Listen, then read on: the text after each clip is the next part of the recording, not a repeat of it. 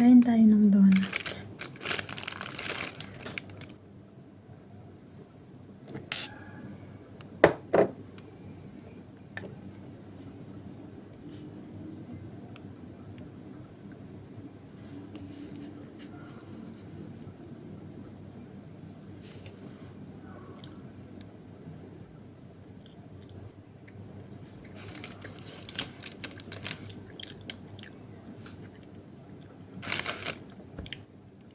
Parang tamis.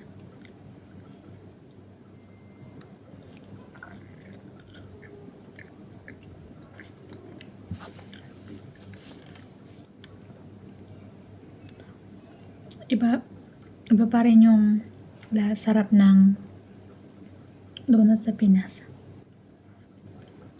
Kasi ito.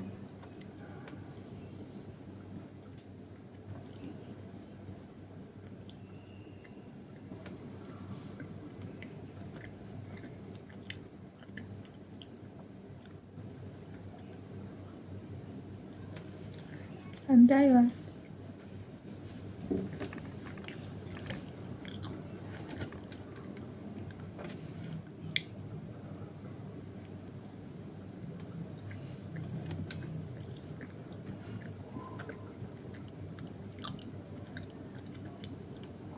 Nakakagutom kasi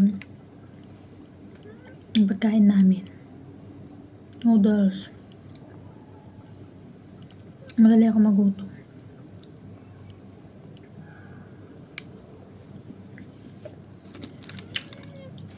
Kaya bumili ako. Bumaba ako kanina kasi pinuntahan ako. Mas bumili na ako ng tinapay.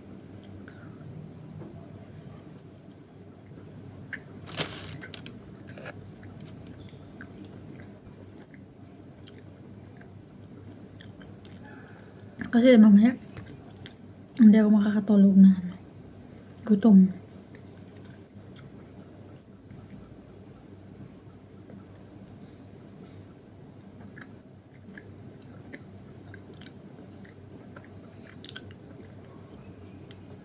Gusto ko yung tiyan ko laging busog. Ayoko lang gutom. Kaya tignan na yung muscle ko.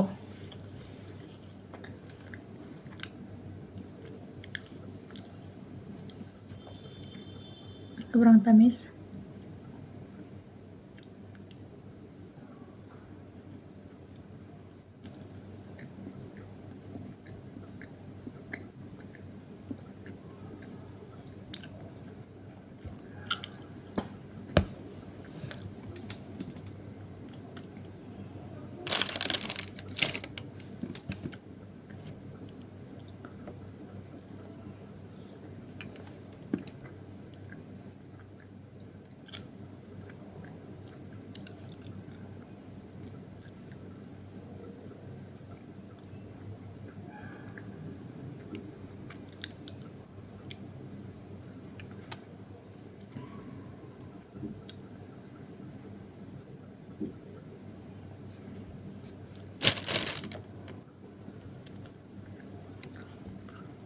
Sobrang tamis na niya.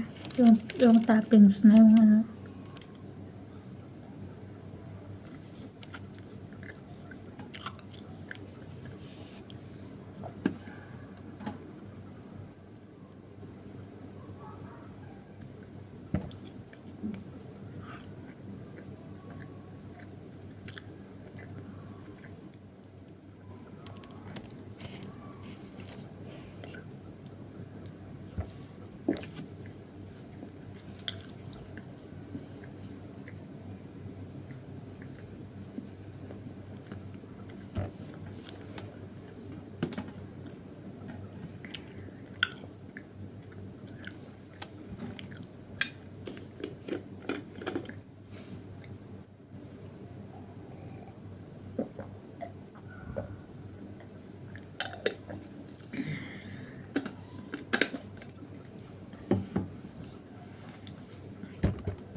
yung sa Pinas, siya, masarap.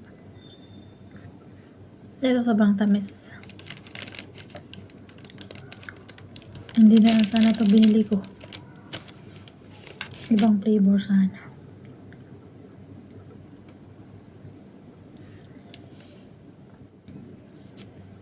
Asin ko yung toppings. Kasi matamis.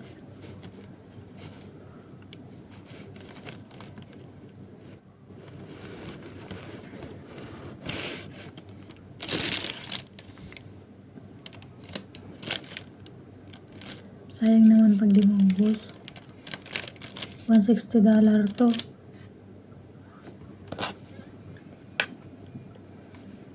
$160 sa Pilipinas, ano?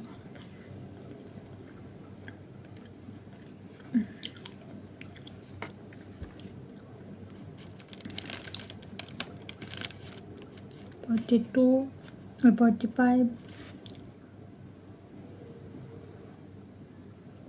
$60+. Ito na si Pilipino, nag-convert na naman ng ano.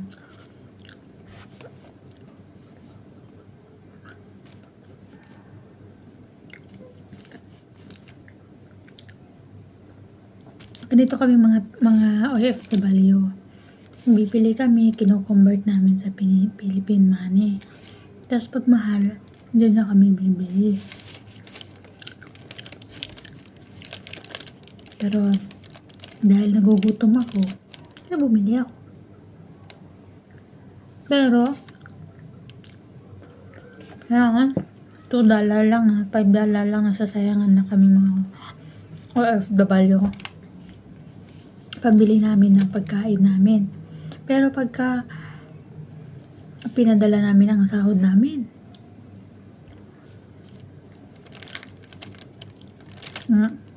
sahod namin 25K.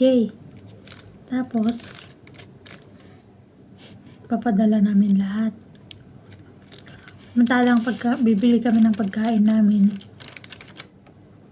i-convert pa namin yan sa Philippine money. Kahit na $2 lang. Diba? Ganoon kami kabait. Yung papadala kami sa Pilipinas. Kumain lang ng donut, napunta na sa ganoon kami kabait na mga OFW. Para sa sarili namin, damot namin. Pero pagdating sa pagpapadala ng sahod, halos lahat pinapadala namin. Pero sa amin, nagtitipid kami para sa mga sarili namin. Kami mga OFW, $10 lang. Sasayangan na kami niyan. Namamahalan na kami. Kasi ang palit ng $10 sa Philippine money, 400 na. 400 plus.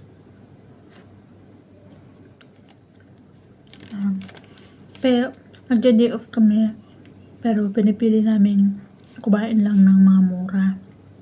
Mahal pa nga sa amin yung $5 eh. Gusto namin mga $270 lang.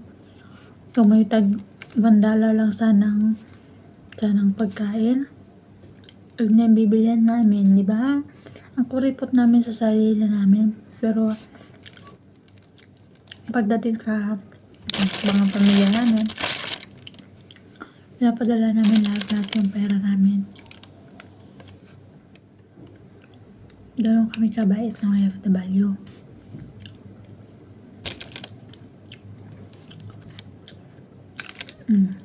Kumain lang ng donut, nag-emote.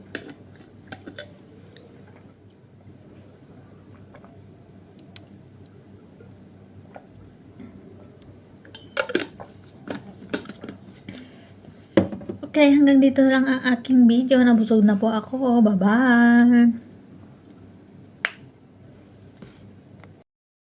Thank you for watching!